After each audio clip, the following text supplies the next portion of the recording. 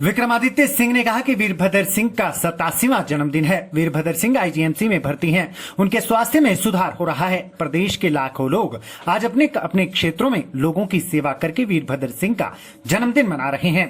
इस मौके पर विक्रमादित्य सिंह ने वीरभद्र सिंह के निर्वाचन क्षेत्र अर्की को 2 व शिमला ग्रामीण के लिए 1 एम्बुलेंस भेंट की। इस दौरान वीरभद्र समर्थकों का भी तांता लगा रहा और सभी ने उनके शीघ्र स्वास्थ्य लाभ व दीर्घायु की कामना की। सबसे पहले तुम राज साहब को जन्मदिन की बहुत बहुत शुभकामनाएं देना चाहेंगे पूरे प्रदेशवासियों की तरफ से और शिमला के शहर के वासियों की तरफ से, और हम यही प्रार्थना करते हैं वो शीघ्र उनका स्वास्थ्य ठीक हो। आज पूर्व मुख्यमंत्री राजा वीरभद्र सिंह जी के जन्मदिवस पर पूरे हिमाचल प्रदेश की जनता को मुबारकबाद देना चाहूँगा। ये बहुत ही खुशी का विषय है कि आज माननीय पूर्व मुख्यमंत्री राजा वीरभद्र सिंह जी हमारे बीच हैं और उनका आशीर्वाद जो है लगातार हम लोगों के साथ बना हुआ है। और वो एक ऐसी शख्सियत हैं जिन्होंने जो है पूरे हिमाचल प्रदेश को संवारा है, सींचा है। आज हिमाचल प्रदेश के अंदर जो भी तरक्की हुई है, हिमाचल प्रदेश ने नए आयाम को देखा है, उसमें जो है एक बहुत बड़ा योगदान जो है माननीय राजा वीरभद्र सिंह जी का है। और हम चाहते हैं कि उनकी जो है वो आयु जो है दिन दुगनी रात चौगनी जो है उसी तरह से तरक्की होती रहे। हम ईश्वर से यही प्रार्थना करते हैं कि हमारी उम्र भी जो है वो राजा साहब को लगे। जिस तरीके से राजा साहब का इस प्रदेश के लिए योगदान है और देश के लिए योगदान है, वो आज एक बहुत बड़ी बात है। हिमाचल आज जिस मुकाम पे पहुंचा है, वीरभद्र सिंह एकमात्र शख्सियत है जिनकी बदौलत, जिनका जो विज़न है, आज आधुनिक हिमाचल का अगर खिताब हिमाचल को मिला है तो वो वीरभद्र सिंह है, जिनकी वजह से आज हिमाचल जो है इस मुकाम पे पहुंचा है। और हम ईश्वर से यही प्रार्थना करते हैं कि वो जल्दी से जल्दी जो है स्वस्थ होकर अपने निवास होली लॉज आएँ और हम सब पर जो है अपना आशीर्वाद बनाए रखें। वहीं इस अवसर पर पूर्व सांसद प्रतिभा सिंह ने वीरभद्र सिंह के जन्मदिन पर बधाई संदेश देने वालों का आभार जताया। उन्होंने वीरभद्र सिंह के जन्मदिन पर प्रदेश भर में जो लोग जनसेवा कर रहे हैं उनका धन्यवाद किया व कहा कि वीरभद्र सिंह जल्द स्वस्थ होकर घर वापस लौटेंगे।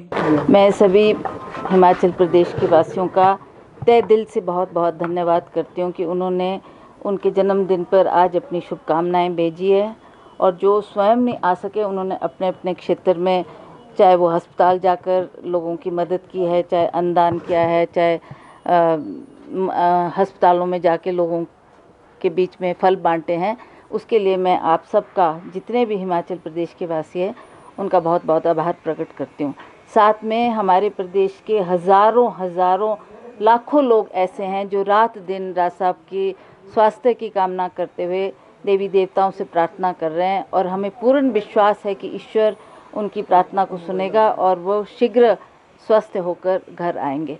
तत्पश्चात विक्रमादित्य सिंह ने कहा कि प्रदेश में कोरोना के मामले कम हुए हैं, पर्यटन भी खुल गया है, लेकिन सरकार को तीसरी लहर से बचने के लिए भी तैयार रहना चाहिए।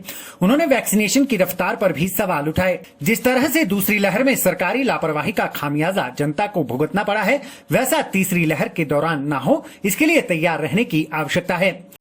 थोड़ी हमारे लिए राहत की खबर ये है कि कुछ समय से कोरोना के केसेस प्रदेश के अंदर कम होने शुरू हुए हैं, मगर जिस तरीके से एम्स के डायरेक्टर ने, डॉक्टर राजीव गुलेरिया जी ने भी और कई और विशेषज्ञों ने ये बात कही है कि तीसरी वेव कोरोना की आनी जो है वो लाजमी है, वो चाहे 1 महीने बाद आए, चाहे 2 महीने बाद आए। हम तो ईश्वर से कामना करते हैं कि नहीं आए, मगर अगर वो आएगी तो उसके लिए हमको तैयार रहना चाहिए। ख़ास रूप से कहा जा रहा है कि बच्चों को ये बहुत हानिकारक होगी। इस परिस्थिति में वैक्सीनेशन करवाना सरकार का दायित्व है। आज मैं सरकार की कार्यप्रणाली पे कोई टिक्का टिप्पणी नहीं करना चाहता हूं, क्योंकि आज एक अच्छा दिन है। हम समय रहते हुए आपसे फिर से इस बारे में मुलाकात करेंगे, और जो सरकार की तीसरी वेव के लिए प्रिपरेडनेस है उसके बारे में मैं विस्तार पूर्वक चर्चा आपके बीच में करूंगा, मगर आज वो दिन नहीं है, इसलिए मैं उस पर ज़्यादा विस्तार पे नहीं कहना चाहता।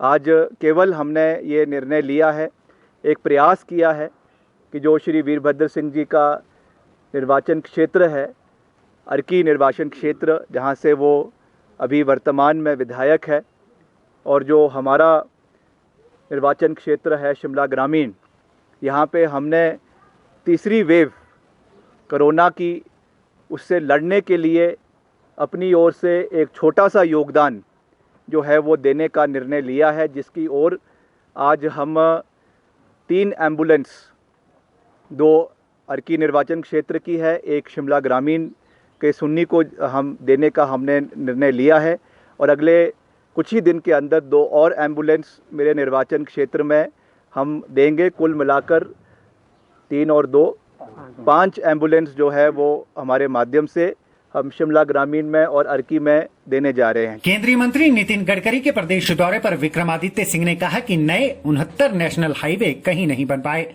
ऐसे में नए झुंझुने देने के बजाय पुरानी घोषणाओं को धरातल पर उतारना चाहिए। उन्होंने प्रदेश सरकार पर निशाना साधते हुए कहा कि प्रदेश में पलटूराम सरकार है जो केवल निर्णय लेती है, धरातल पर कुछ नहीं होता है। सरकार महंगाई, बेरोजगारी व प्रदेश के कर्मचारियों के मुद्दे के निपटारे में असफल रही है। हिमाचल में 2014 में जो नेशनल हाईवे की घोषणाएं की गई थी, कथाकथित 69 नेशनल हाईवेज, मैंने विधानसभा में भी इसमें प्रश्न लगाया था और मुझे उसका जब उत्तर दिया गया था वहाँ पे कहा गया था कि अभी तक केवल 250 से 275 करोड़ हिमाचल को डीपीआर्स के लिए मिले हैं और अभी तक इसकी डीपीआर्स ही जो है वो बनाई जा रही है। 4 साल इनकी सरकार को प्रदेश के अंदर हो चुके हैं।